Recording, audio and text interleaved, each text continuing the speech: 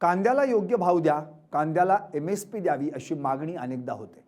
MSP साठी अनेकदा मोठमोठी आंदोलनं झाली आहेत। आता देखील राज्यात कांद्यावरून वातावरण तापलंय। कांद्याला हमी भाव द्या, योग्य भाव द्या या मागणीसाठी शेतकरी आक्रमक झालेत। या कांद्याच्या मुद्द्यावरून विरोधक देखील सरकारला घेरतायत। कांदा उत्पादक शेतकऱ्यांचे दरवर्षी मोठं नुकसान होऊन देखील शेतकरी रस्त्यावर उतरूनही हमीभाव का मिळत नाहीये?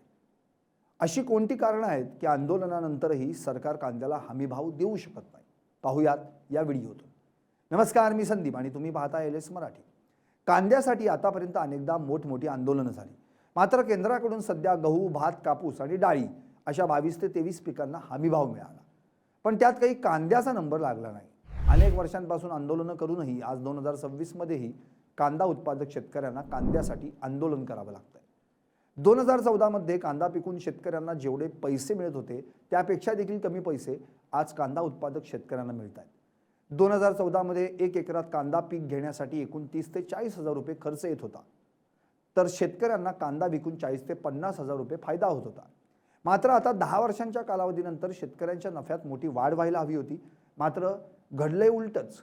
कांदा उत्पादक शेतकऱ्यांना नफ्याऐवजी मोठा तोटा सहन करावा लागतोय।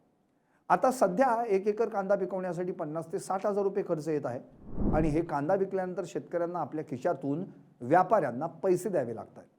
छत्रपती संभाजीनगरमधील एका शेतकऱ्याला 1263 किलो कांदा विकल्यानंतरही पुन्हा व्यापाऱ्याला पैसे द्यावे लागले, म्हणजे त्याच्या कांद्याला केवळ 1 रुपया प्रति किलो दर मिळाला। 10 वर्षांच्या कालावधीनंतर कांद्याचे दर 10 पट वाढायला हवे होते, पण महागाई 10 पट वाढली आणि दर 10 पटीनं घटले। 1978 मध्ये देखील अशीच परिस्थिती होती। त्यावेळी शरद पवार राज्याच्या राजकारणात एक उगवतं नेतृत्व होतं। जेव्हा कांद्याचे भाव कमालीचे घसरले आणि शेतकरी अडचणीत आला, तेव्हा त्यांनी शेतकऱ्यांची बाजू लावून धरली। त्यांनी नाशिक ते मुंबई लॉंग मार्च काढला। हजारो शेतकरी या आंदोलनात पायी चालत सहभागी झाले। या आंदोलनाचा सर्वात मोठा विजय म्हणजे केंद्र आणि राज्य सरकारला झुकवून बाजारात नाफेड या मध्यवर्ती संस्थेला कांदा खरेदीसाठी उतरवणं भाग पडलं। त्यामुळे शेतकऱ्यांना किमान दिलासा मिळण्यास सुरुवात झाली। कांद्याची खरेदी नाफेड मार्फत होऊ शकते, मात्र कधीच MSP मिळू शकत नाही, कारण कांदा नाशिवंत पदार्थ आहे।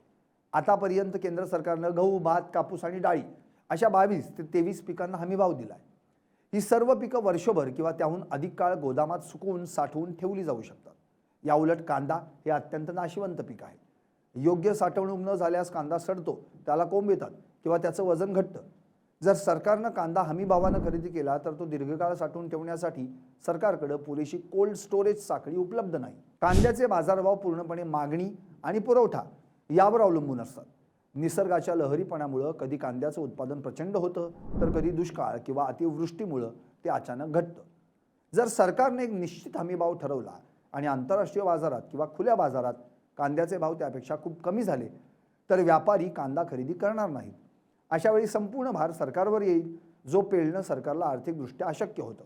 हा भारतातील प्रत्येक स्वयंपाकघराचा मुख्य भाग आहे। कांद्याचे भाव वाढले की सर्वसामान्य ग्राहकांचं बजेट कोलमडतं आणि त्याचा थेट परिणाम देशातील महागाईवर होतो। सरकारला केवळ शेतकऱ्यांचाच नव्हे तर देशातील करोडो ग्राहकांच्या खिशाचाही विचार करावा लागतो। जर हमी भावामुळे कांद्याची किंमत बाजारात कायमची वाढून राहिली तर शहरी भागातील ग्राहकांमध्ये असंतोष निर्माण होतो, जो कोणत्याही सरकारला राजकीयदृष्ट्या परवडणारा नसतो। हमीभाव देणं तांत्रिकदृष्ट्या कठीण असल्यानं सरकार थेट MSP देण्याऐवजी मार्केट इंटरव्हेन्शन स्कीम MIS किंवा नाफेड आणि NCCF यांसारख्या संस्थांमार्फत बफर स्टॉकसाठी कांदा खरेदी करतं। जेव्हा भाव खूप कोसळतात तेव्हा सरकार शेतकऱ्यांना प्रति क्विंटल काही ठराविक सवलत किंवा अनुदान जाहीर करतं। या सर्व कारणांमुळेच कांदा उत्पादक शेतकऱ्यांनी कितीही आंदोलनं केली तरीही सरकार MSP देत नाही। Bureau report, LS Marathi.